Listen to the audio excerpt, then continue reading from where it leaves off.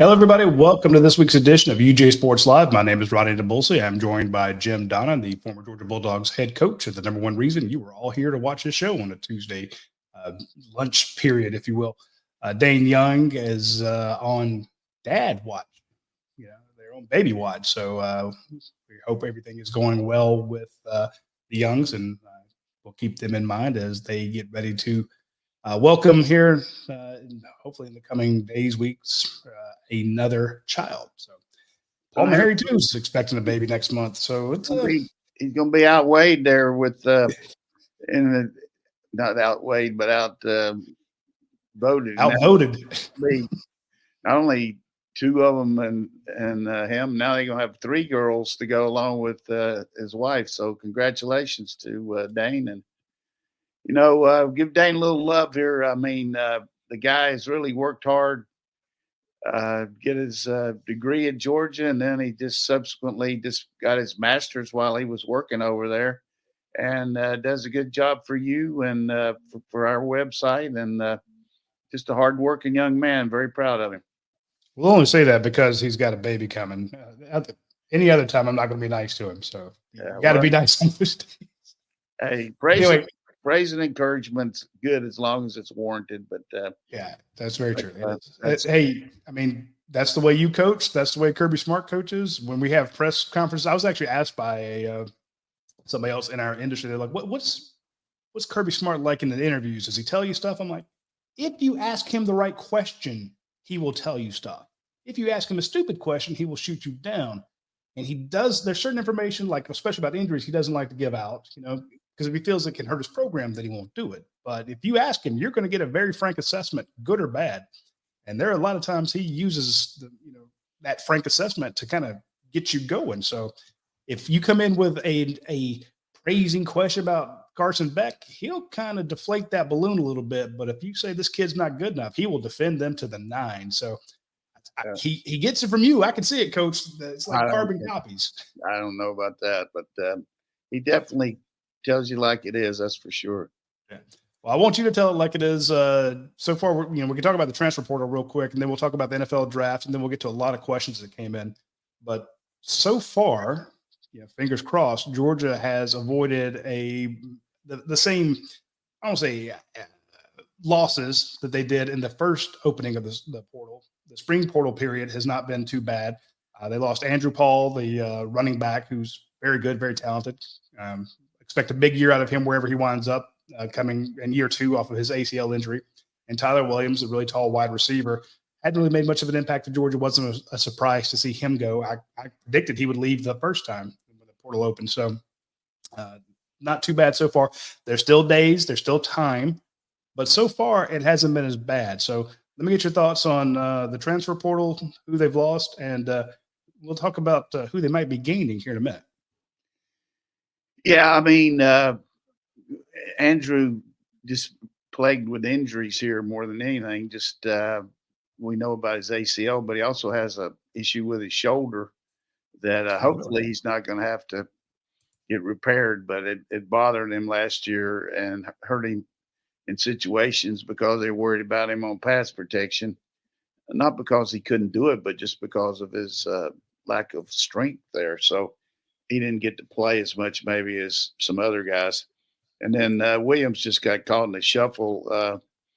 Not going to say he's a recruiting mistake, but it just seemed like he didn't live up to the expectations as far as speed, hands, things like that. And maybe a new lease on life going somewhere else. He just got behind and never could catch up and just pressed. And we do have some really good players there at that position. And on top of the ones that we just are getting ready to lose in the draft.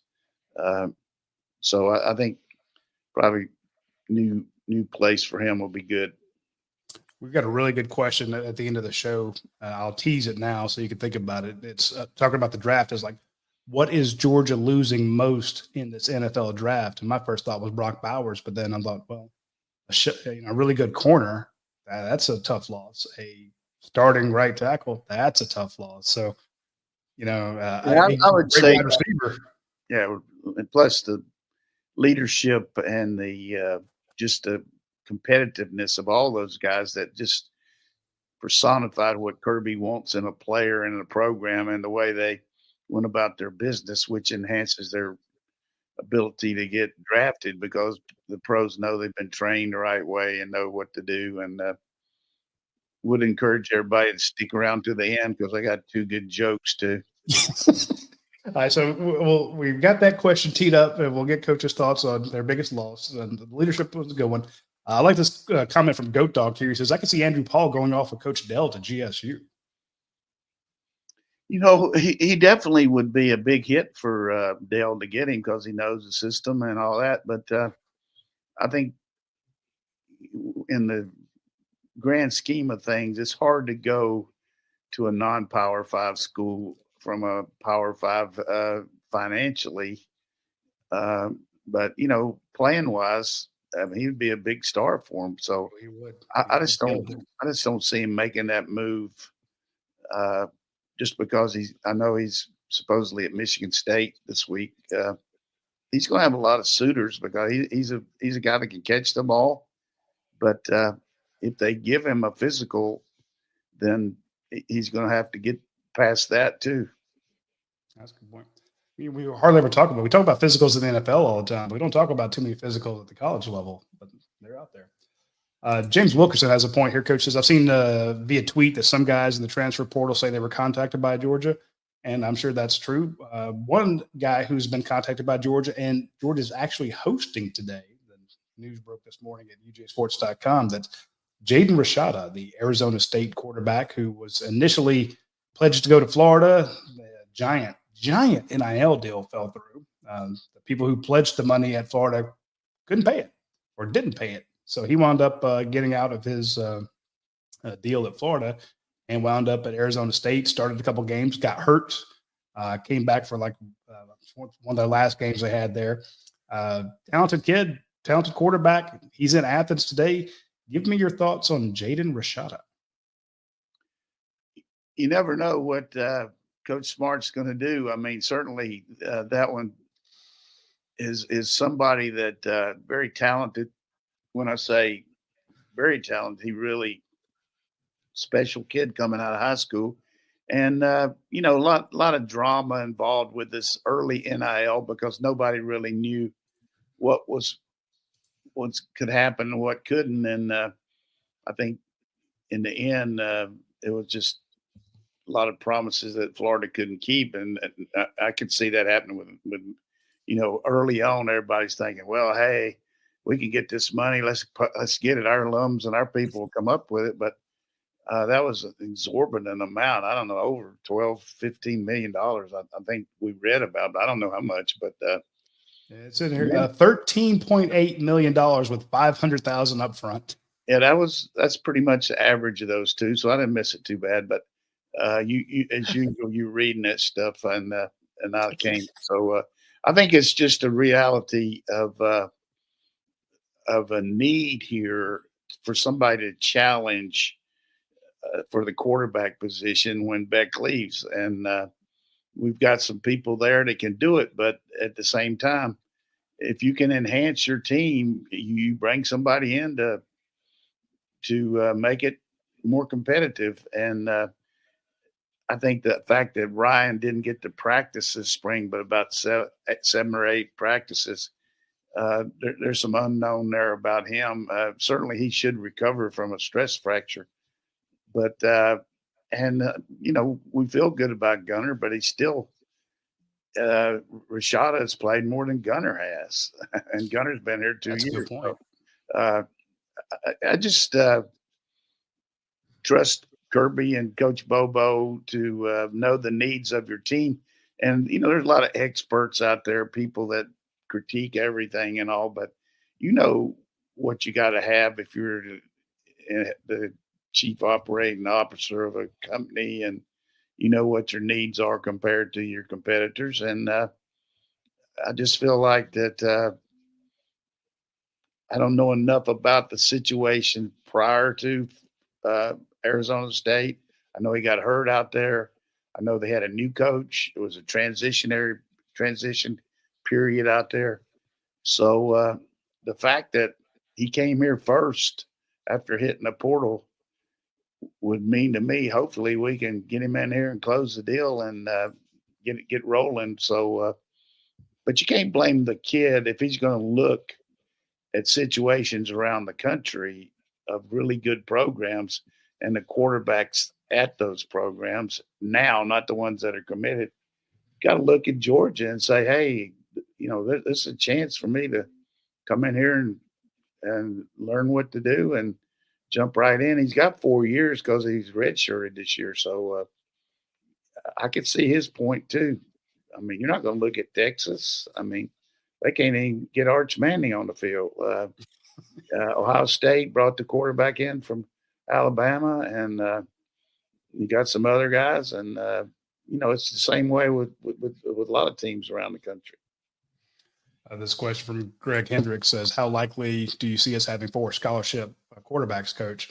And I would quickly add that Kirby has said numerous times he wants to have 4 scholarship quarterbacks plus a good preferred walk-on. So it's not just those 4. He wants, because people say, oh, well, we got Colin Drake and another guy who that gives you 4. It's not like 4 total. He wants 4 scholarly guys. Right? We got the kid coming in from South Georgia too. That was a lot of schools went after in the non-Power 5 schools. So I know he should be good too. But as far as the answer to that, I would say 100%, just because you wouldn't be this outwardly going after a guy and be out in the public if you weren't really sincere about it. So I just think it's hard to keep any secrets around here, but a lot of times there's some secrets that pop out and even you don't know them, Roddy, and it kind of scare people.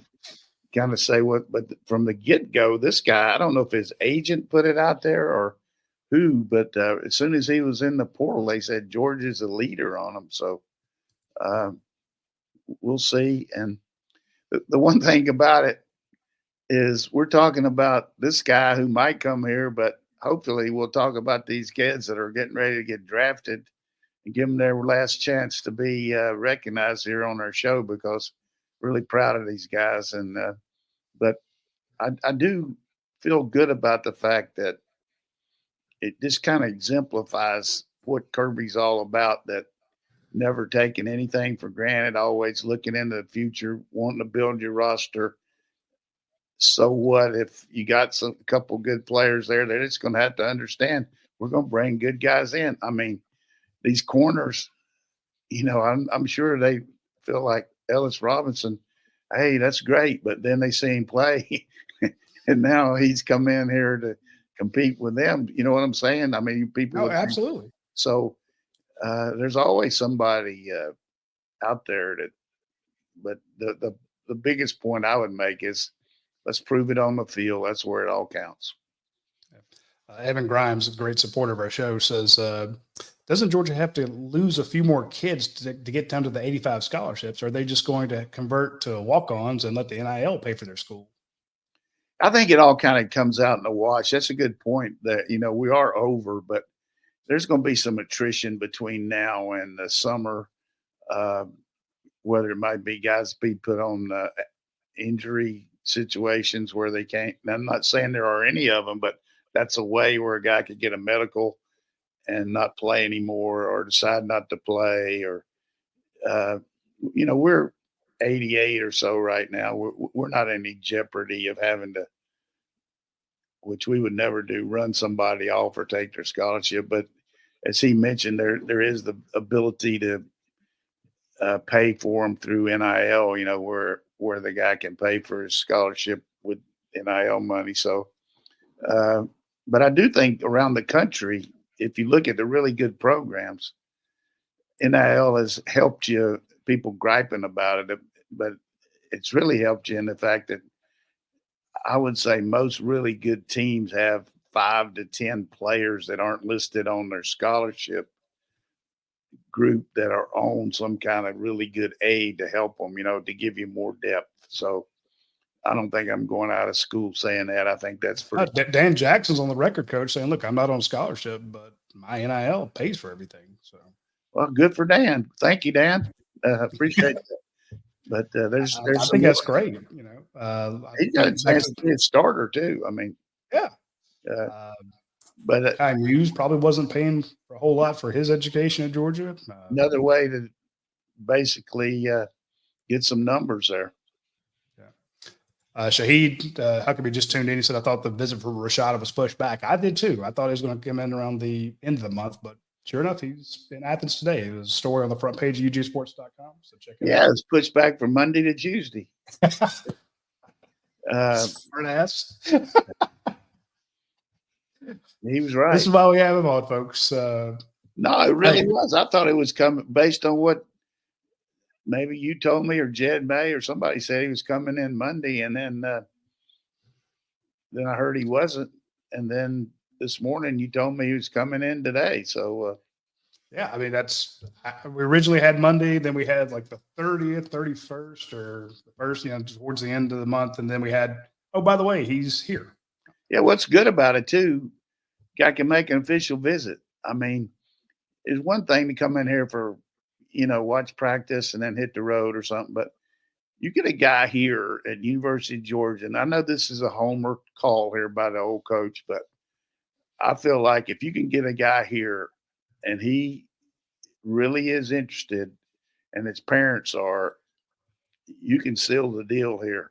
Couple reasons. Everything we got going for us facility wise and the way we train players and all that. But our own players just do a tremendous job of telling it like it is. They just say, look, if you want to come in here and compete and play against really good players in practice and get developed and get treated first class, that's the way it's going to be. But you're going to have to work for everything. But our own salesmen here, our players are the best thing going for us. To your point, when these kids come visit, we see that needle move. That's why we do a lot of updates. People go, well, the updates are always the same. They say they had a good time. But if you ask them, is Georgia in a better position to land your signature after this visit? The answer is almost always yes. And it's not just because, hey, I had a good time. They're like, you ask them why. They're like, well, I had a question about scheme. That was answered in the hour-long film session that we did. My mom wanted to know about my academics. I'm looking to go to the Terry College of Business. The dean of the business school came by and met with my mother. Right. Jared Moorhead came by. We got a phenomenal hit rate going back to when I was here all the way through Coach Rick, now with Kirby. Just phenomenal as far as on campus, get them here. And just a little thing like this that about 6 or 7 years ago, I was talking to a back and his parents that were standing out there on an official visit, and was talking to the mother, and she said, "You know what really impressed me, Coach?" And of course, I said, "Couldn't wait to hear what it was." Maybe $500 underneath, but no. And I said, "What are you talking about?" He said, "When we went in there to meet with Coach McGee, he had his high school film and had it split up into some plays and then showed them how he would fit into our Georgia's stuff." And this is mother talking, and Georgia's stuff as far as running the same play. And he also critiqued him about what he needed to do better and all that. She said, that's just really good in depth, the fact that they have that kind of projection for him. And I've always felt like we did a good job with tape and all, but you just have that ability to do that now that you didn't, take some stuff and, make a guy feel like that this is how you're going to project him and things like that. And it's just, you never know what's going to be the difference, but You're right. When we talk about these kids, when they visit, we always say follow the visits. It matters. And what was the number one reason Kirby Smart wanted that game out of Jacksonville was to get that every other year. He gets a game to host because those matter. Yeah.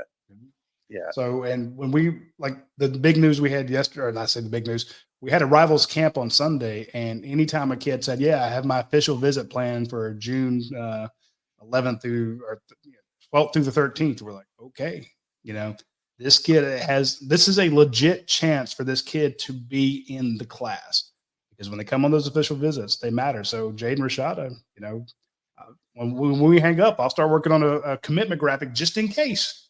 Have a little graphic ready.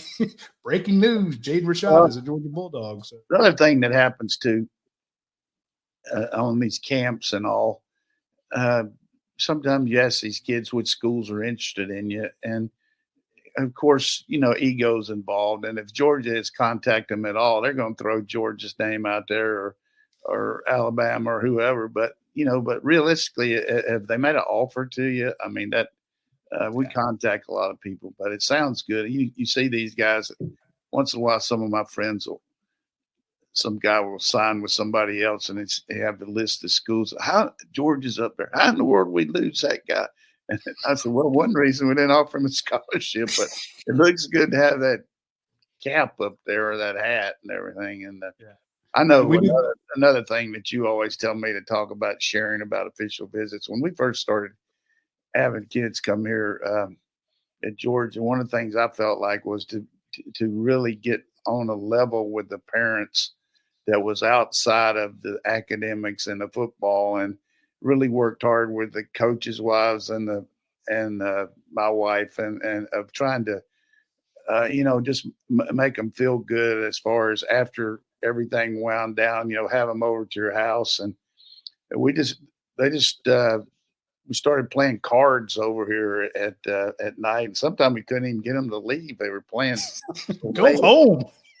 And no, if they want to stay all night, I was ready to cook breakfast for them. But I mean, and I can't cook, but seriously, that little thing though, to me, was another way to just make them feel like, it was kind of a family deal. And you see all these different things that coaches do when they make official visits and everything. But I know what you did. You played for money and lost, right? Yeah, you got to build. Yeah, well, you got to build that trust, though. I mean, you got to get to the point where, as much as you want them to say yes, you want them to be able to say no to everybody else. That's a hard thing too. So many of these coaches have done a great job, and they got built up a relationship, and it's hard to tell other people no. But you got to tell somebody yes, and everybody else no. To your point, I remember a kid that said he was committed to Clemson, and he was telling us that he wanted to flip to Georgia, but he said, I just can't tell the coaches that I'm going to Georgia. Hey, played 3 years at Clemson, went pro. Yeah, I mean, that's a hard deal, but I used to say, look, get your coach to call them up. If you can't, your coach can do it, and then change your number. I mean, you're always thinking when you were playing cards with these folks, what was it? Canasta, spades, poker, generally? I don't know. We had different table, a little bit of everything. And they played domino. I mean, a lot of everything, and had some really good cake too. I mean, Mark would fix up some good desserts over here. And this one kid from Florida's mother had 3 pieces of this one cake one night, and she was not a large lady, but I told her we could get her one every week if she came on up there. Oh my God. I love it. All right, we got to take a quick commercial break, and we're going to talk a lot of NFL stuff. Oh, we need to talk about a quarterback when we come back. Besides Jaden Rashada, we'll touch on Ryan Montgomery real quick and then get into the NFL draft. But I want to mention our friends real quick at myperfectfranchise.com. It is a great website where you can go and find out a lot of information about how to get a franchise of your own.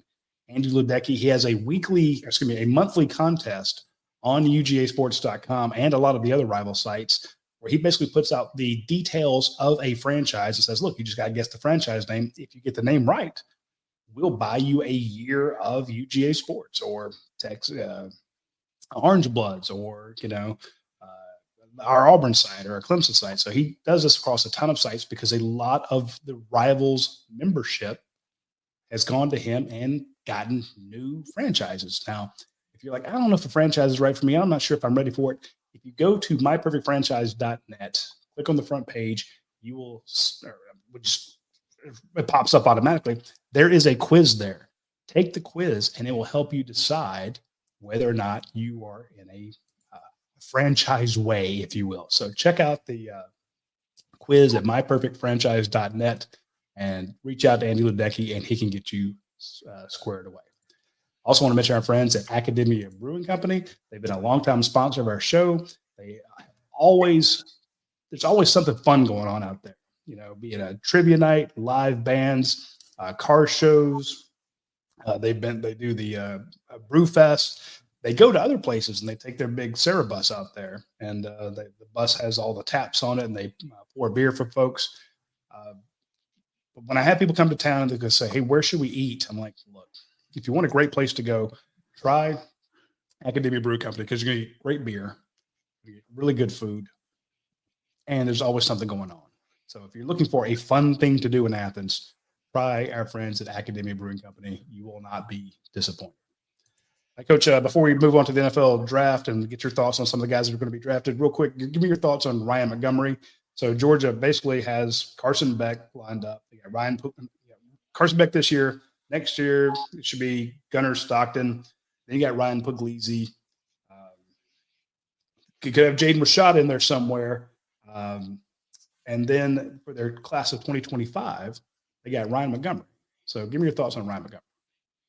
Yeah, I thought he made significant improvement between his sophomore and junior years, what I watched on him.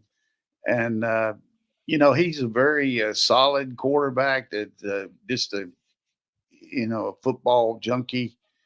He just reminds me of Jake Fromm from that standpoint, just all over football. And I'm not comparing their athletic ability or anything, but just seems to have a really good demeanor, really loves Georgia.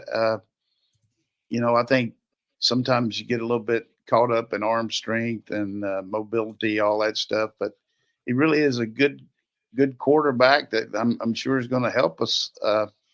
Doesn't have not many guys have arm strength like Carson and Ryan do, but he definitely for us to not only sign him but just to recruit him. We can decide who we want and who we don't. I mean, kind of selective recruiting here at Georgia. So I'm sure that the coaches had a good feeling about him, and that's why they took him. That is a great point about the being selective, because a lot of the kids that we spoke to this past Sunday were like, yeah, I have offers from LSU, Tennessee, Florida State, so-and-so. I don't have a Georgia offer. They're coming to see me in spring practice to see if they're going to extend an offer, and that's the offer I want. So, and yeah, a lot of guys do drop that Georgia name, to which we all often respond, "Who's contacting you over there?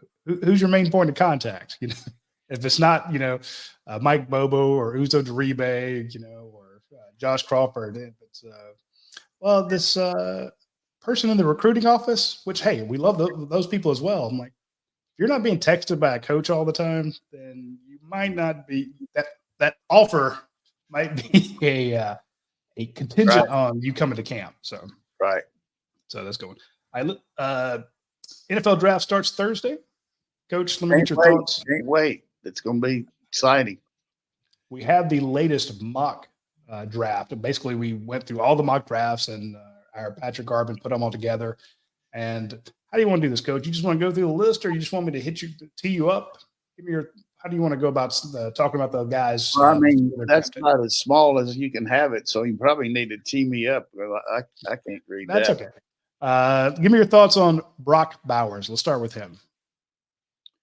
I mean, what else can you say? He's a can't miss prospect. I know I feel so good about not only what kind of player he is, just what kind of person he is and family.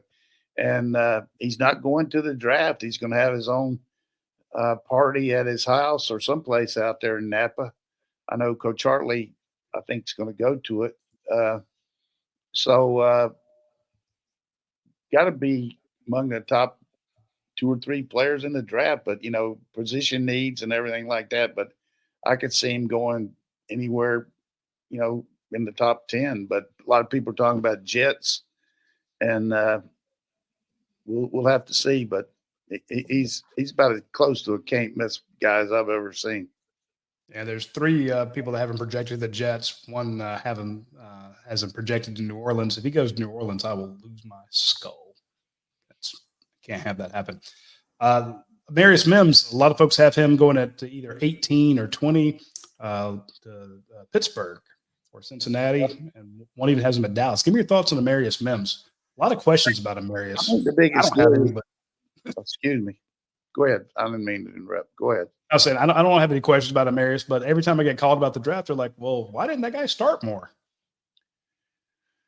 Well, first of all, we know we had a starting tackle there that's playing for the Los Angeles team now for the Chargers in McClendon. And, I think early on, Marius had some kind of little small injury there and couldn't get in there. But they got mounds of tape on him against good players like Carter and all those guys rushing the passer. And the biggest issue with him is not so much him, but all these other good tackles that are out there. That kid from Notre Dame, they say he's going to go high, and there's a lot of first round draft choices among the offensive tackles. So he's going to be a first rounder, just a prototype for people that watch our show. I talked about Jalen Carter in high school uh, when we first started mentioning him, and I did the same thing with Marius Mims the first time I ever saw him at the summer thing when they had the played the games and all. He was here with his mother, and just a giant kid that stood out among all the players there, including our players. So got a good personality, good person, good family, uh, and he could be to me 10-year starter in the NFL. The way he can move on his feet, and I just think he's got a good chance to be a really great pro. Yeah, puts me in mind of Andrew Thomas, that sort of career. Yeah, Next guy, Lad McConkey. See a lot of him listed as the 33rd pick, 34th pick, 36th pick, 32nd pick, which put him in the first round of Kansas City, with the 45th pick. All five drafts have him as either a early second round or the tail end of the first. yeah, he's another guy that's just getting caught up with all these other receivers. I mean, you got the kid from Washington, the kid from Ohio State, several from LSU. Just there's some really good receivers in the draft. So, but he's got a chance to be immediate impact, returning kicks, can play outside or inside, physically tough, got tremendous speed. I think he really helped himself going to the Senior Bowl, and of all things, a guy that I coached at Marshall, Troy Brown, who was a receiver coach for the New England Patriots. And the way they do it now, they used to have it.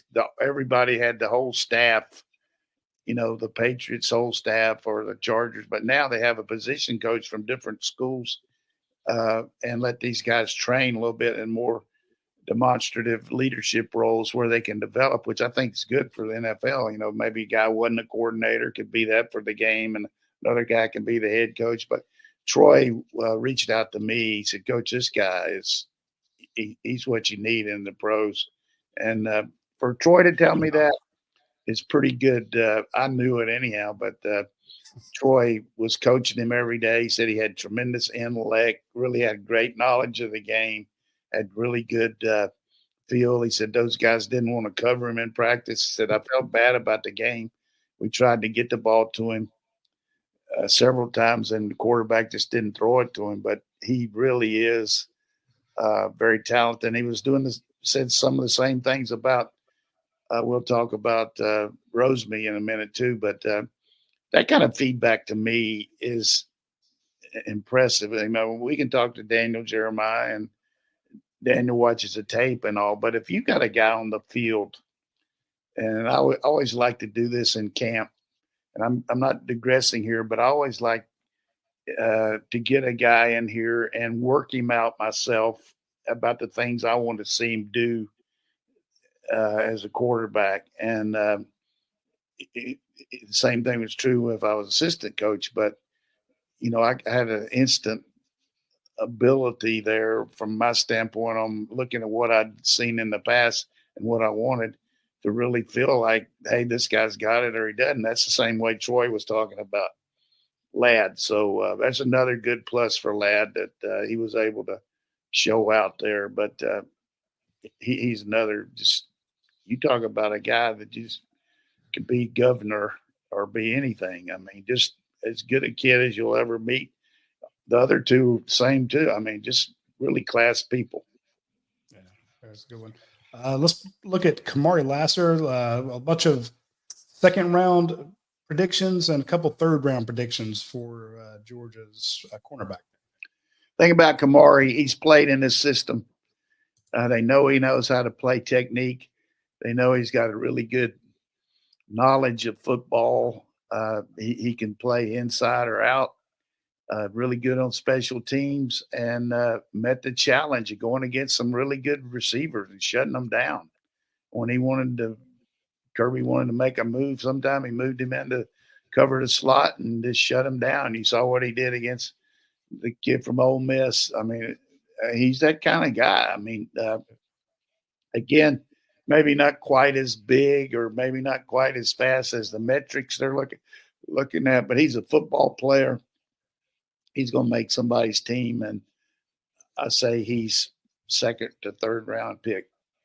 Yeah, he was projected a little bit higher when the rankings first came out, but I think to your point, the kind of lost a little bit in the numbers wise. But hey, take him in the second round, take him in the third round, and then in 4 years you're gonna have to pay him a crap ton of money. So, somebody who's moved up in the defensive backfield is I just want to point this out too about it.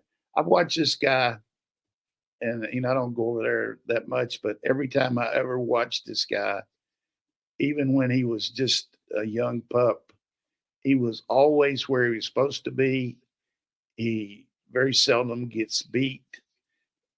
He's a really good tackler, and he's just it's just a given there. You know what I mean? You just know that Kamari's going to do what he's supposed to, and as a coach, you want that. You taught me a long time ago, if you know what you're going to get from a player, you'll take him over a guy who might make a great play or who might make a really bad play. And the way Kirby likes to run that defense, you've got to have a guy that you can shut him down like that. Speaking of his Kirby Smart defense, Javon Bullard also he's moved up in the projected picks here.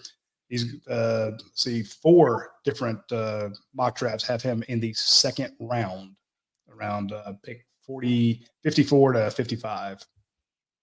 Well, here's an example of a guy being a team player, played all these special teams early, played as a nickel guy when he probably didn't meet that criteria quite to the nth degree, but, tackling, knowledge, all that, but not a great cover guy. But he played enough, and he played in big moments there to really help our team, particularly down the stretch, the second championship where he was MVP both games on defense. But the thing you get in Javon, you got a safety, and I've said this before, you got a safety that when you get on the goal line and you got to play man-to-man coverage because you don't know if they're going to run or pass, so you don't substitute a lot. So you play your regular people. This guy can cover better than most safeties coming into the league because he's played corner and played nickel, but he's got the attributes of a safety, King Kong tackler. I mean, put you on the ground, do everything like you're supposed to as far as knowledge of playing a half field coverage or deep third or supporting a run. Just got a lot of stuff in his. If you were checking out at Amazon, he would have a lot in his cart. I mean, he's got everything. He's got everything that you want in a safety. And on top of that, just a fiery competitor and really good leader that's going to be the first day, wherever he goes, he's going to step in there and just not be intimidated. He's going to go in there and take charge. So, I'm going to tell you what I think about all these kids. And I just feel like we're losing two really good defensive backs there and another one Ty Key, is he the next one we're going to talk about? No, we're going to talk about Cedric Van Pran, but if you want to jump ahead to Ty Key, you can. Yeah, I want to just talk about Ty Key because stay on topic of what he had to endure coming in here as a highly ranked guy that played a lot of zone at West Virginia and wasn't used to some of the techniques that we had to do here, that we had him do. And it was a learning process. And then all of a sudden he tears his ACL and really puts him behind. But he was on the mat. I mean, he was low as you could be as far as behind in coverage, behind with his injury, everything involved. But he stuck it out. And I really admire the way the guy made the best of what he had and the way he developed and worked under Coach Muschamp and Coach Brown and Coach particularly Kirby, and just really developed between his junior and senior year. The way he developed at Star was incredible. I mean, just make play after play and a lot of interceptions. And I would think if I'm a defensive coach in the NFL, I would probably play him at safety. But if you got enough safeties, he could still play nickel and all that. But and the other thing he brings to the table, just an unbelievable, really good special teams guy. So that's going to be in his favor too. And I'm not sugarcoating all these guys. I'm telling you, No. I would take Tyke Smith in a New York minute and say, hey, this is a steal. Wherever they get him, it's a steal. I mean, if you're looking at the list, these are 5 different mock drafts. And we use the same ones year after year because they're more accurate than everybody's got mock drafts. We even have mock drafts at UGASports. Everybody's got their own. But these are the ones that are industry standards because they're usually closer than anybody else. And so, does Tyke Smith get drafted? We got 2 of them that say he gets drafted in the 4th round, 2 that say he gets drafted in the 5th. And I'm with you, Coach. That is a steal. And I'm really kind of feeling sick to my stomach for Georgia fans because every one of these guys that you mentioned as a leader, they are the epitome of what Kirby Smart wants in leadership. And that leads me to Cedric Van Pran, a guy who I was joking on Montgomery Radio the other day that, I don't know where he'll be drafted, but I know he'll be drafted by at least one political party to probably try to run for president because I don't even have the words for it. He is a future leader of men, Cedric Van Pran. So give me your thoughts about his NFL future because we have him here a 3rd or 4th round pick. Well, it's hard to have the communication skills that this young man has, particularly early on, came in here with it. And it's one thing to be able to talk and everything among your other players and all, but just to stand up. Certain people, when they get up there in front of a microphone, just grab your attention right away. I mean, like James Earl Jones or something, when he's talking about Arby's. I mean, that voice. I mean, this guy is just a voice of reason, very intelligent, and he does a good job of knowing what's involved in football. I think he really enhanced his position coming back and having another year. He's quick enough to move around. He's got really good sense of football, of what everything's happening. He could play guard. He's an NFL lineman. I mean, he's smart. You got to be smart up there. You got to have the ability to recognize what to do. And a lot of times it's not just all power, it's footwork because people move their fronts around and do all these things to rush the passer. So plus he's steady, never no bad snaps. I mean, you just know he's going to be there week after week. Very high on said. All right. I'm with you there. I'm going to have to remember that Amazon cart line. I don't even know how I said that. That was really dumb. That's great. His cart would be full because we always hear he checks the boxes. I like this. His Amazon cart would be full. That's good. And you get free delivery too if you pay so much a month. Yeah, he's Amazon Prime full cart. All right, let's talk Kendall Milton and Dejon Edwards together. A pair of running backs going in. They're 3 of the mock drafts have them as going basically being undrafted free agents. 2 of the mock drafts have them going in the 5th or 6th round. Yeah, I think it's just a supply and demand there. Both of them got good skill set, and they're both can make an NFL team. They're good enough to play special teams. They can catch the ball. They know NFL protections, which is an advantage. So many teams just run spread offenses where it's mostly RPOs. But for the fans just to understand, if you've got a system where you run pass pro like the pros, where you've got to check a linebacker and then release, or where you're a hot release off a linebacker, or whether you're uh, having to chip on a linebacker or whatever it might be, or spread out and pick up an outside backer coming off the edge, or pick up a safety coming on a corner blitz, or whatever it might be. I think that's really a good attribute to because you're going to go in that room right off the bat, and if you're kind of same ability of a guy that's just run a system where they run RPOs and never have any drop back passing, then you're going to be able to jump off in that mini camp ahead of him just mentally. And I think that both of those guys will do that. They're just each one's got some separate things that maybe limit them a little bit. Size for Edwards, but he's a powerful guy. Milton's had trouble with some injuries, but he certainly came through at the end of the year. Both quality young men, just smile all the time and good leaders. They'll both make an NFL team. I agree. And the last one is Marcus Roseby-Jack Saint. There's only one of the 5 mock drafts that has him predicted to be drafted, and that would be in the 7th round to Baltimore, 228. Yeah, I think the fact with him is doesn't have a lot of catches, but boy, his blocking, his ability to catch the ball in traffic, and his catch radius is such that somebody's going to pick him up. And, certainly Baltimore knows about him because of Monken being there. Tampa knows about him because McClendon's there now. So I think he'll get late. He'll get picked up late because he's played in this system and he's played against good defensive backs. Had a really good camp over there at the Senior Bowl. Troy was high on him too. He said, "Guy's really a good route runner and he's physically tough. He'll make a team too." I agree 100%. All right, we've got a lot of questions in the comment section here. We've got a lot of questions from our viewers. We'll get into them. But before we do that, I want to mention our friends at Athens Ford.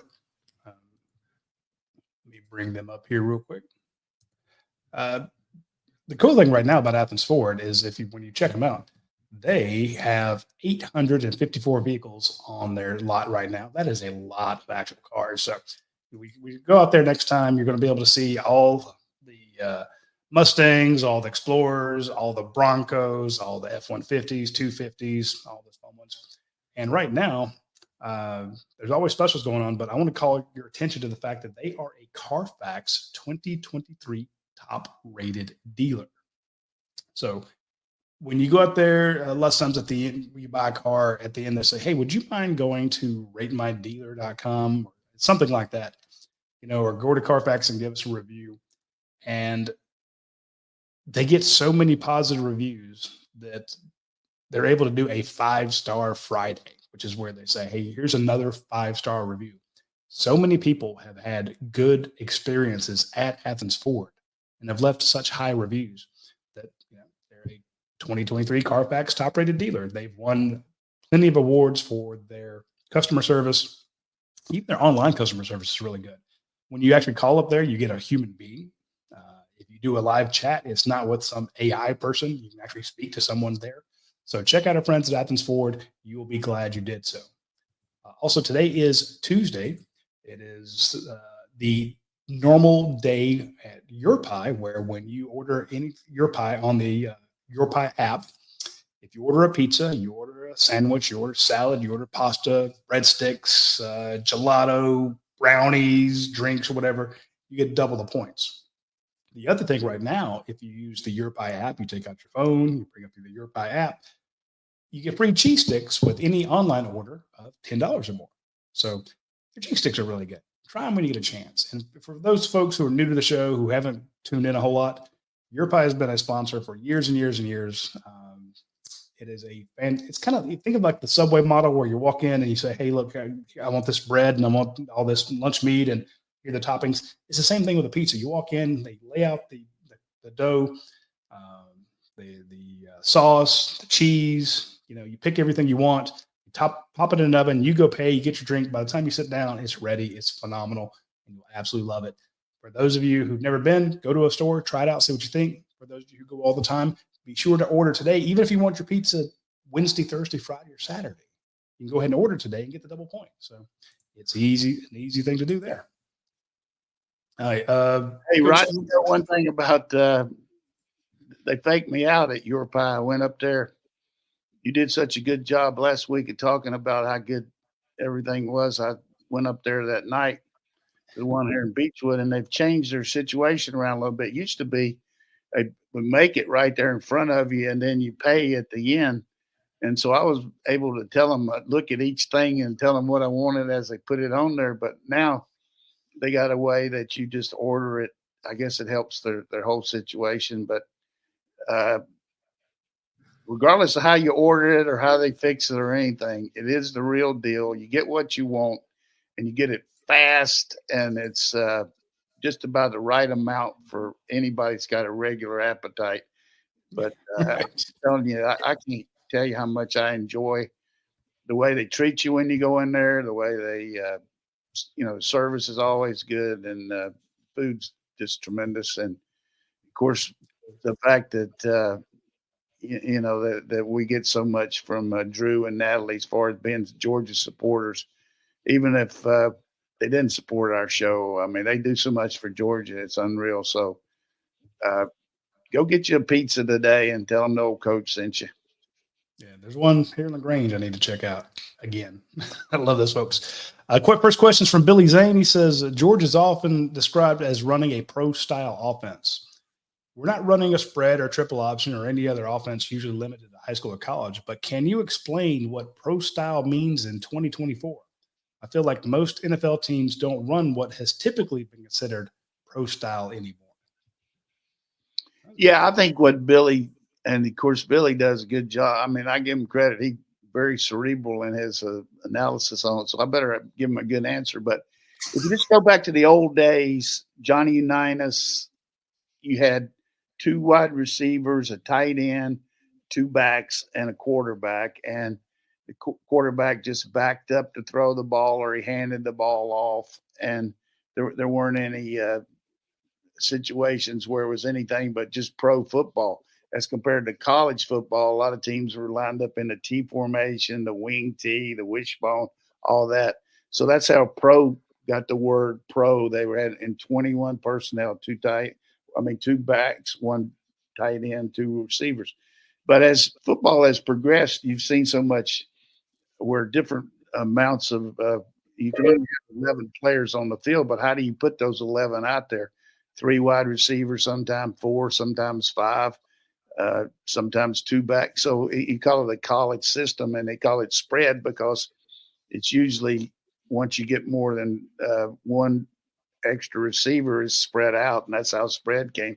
And then you added the evolution of RPOs, which the pros do, but they don't do it as much because an RPO is when you call a run and the lineman block the run, and if it's not too much pressure, you can go ahead and run the ball. But if it is, then you have a tag on the outside where receivers run a route regardless. But then the difference is in the pros, the O lineman can't go down the field as far. So you could get called for O lineman being down the field on an RPO if the quarterback kept it too long, because they're blocking the run and not knowing if it's run or pass. In college, you can go that extra yard. It's easier. So we talked about pro protections. By that, I mean you identify the line of scrimmage. You have usually the offensive lineman on a pro protection of what the guard's got 1 on the line, the tackle's got 2 on the line, the center's got the nose or the mic, the back's got the Sam, the other back's got the Will on the weak side, the guard's got 1 on the line, 2 on the line. But if you have different kind of looks, then you have to change up out who's got who. So that's a pro protection. You have like just backup protection. You got scat where the back would just leave and no protect at all. And if a linebacker comes, the quarterback hits him. You got slide where you turn to keep from penetration. You've got sprint out. All the teams in the pros use those, but a lot of colleges don't because it takes a lot of inordinate amount of time to teach these looks against all the things you see in college. And so, long story short, pro system is a lot more seated in philosophy and technique and everything. College, you don't have them to teach them as long. You don't have them all day long to coach them as far as in the classroom. So a little less work on pass protection. So that's the way I would tell it. I like it. It's basically simpler. All right. Some of the other questions here. We answered the one from Greg Hendricks about quarterbacks. We answered the one about 85. Here's the question from another one from Greg. Where do you see Brock Bowers going in the draft? What team did you see him coach? You mentioned the Jets. Can you see him going anywhere else? I think the Chargers got to look at him, but particularly Harbaugh ought to think, good Lord, this guy, we couldn't cover him in warm-ups, much less the game. But I think Chargers could use him, but I don't know what their needs are.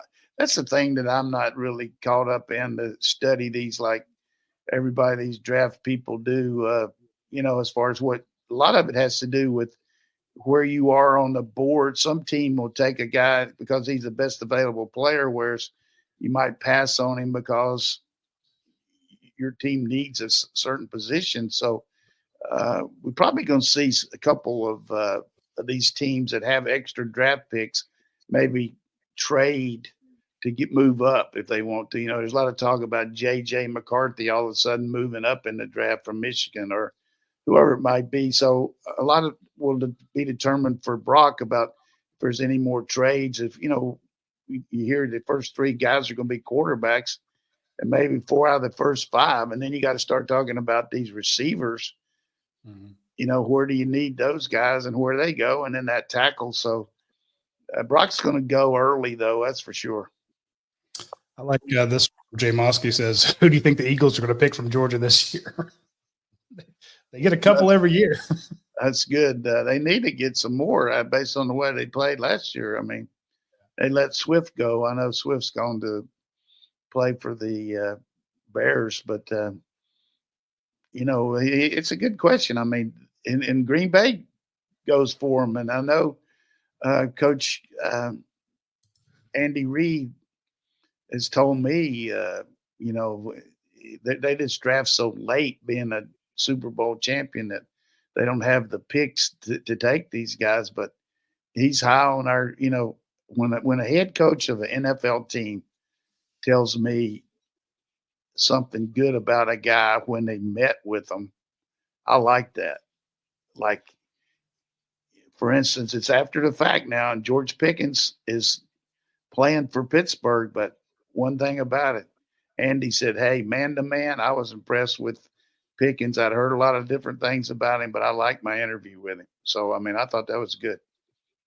That's insight you can't get anywhere else, folks. That's why you watch this show.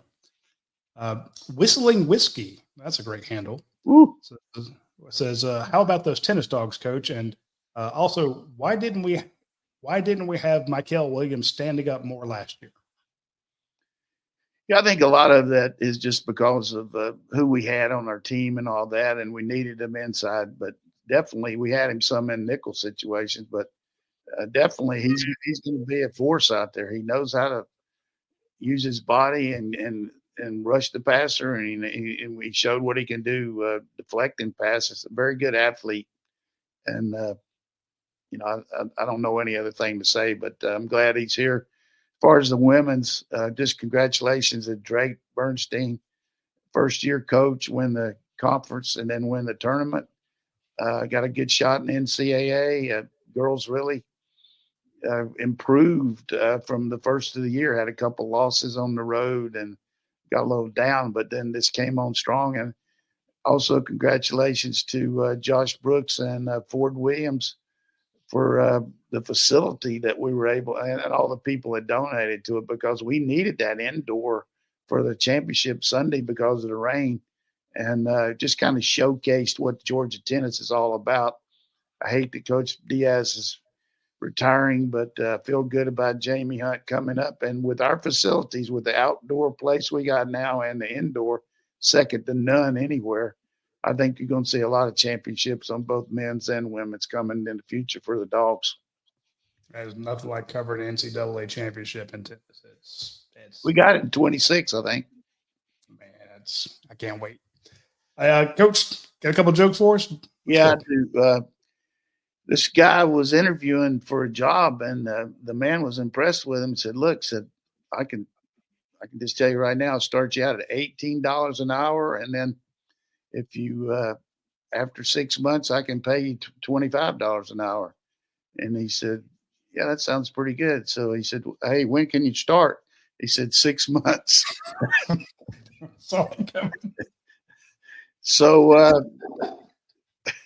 the other one was this man and a woman were at their house, and they were, like so many people, they were arguing. And rather than just get into a he said, she said, he just said, "I'm going upstairs." So he had a dartboard up there. So he took a picture of his wife and put it right there in the center.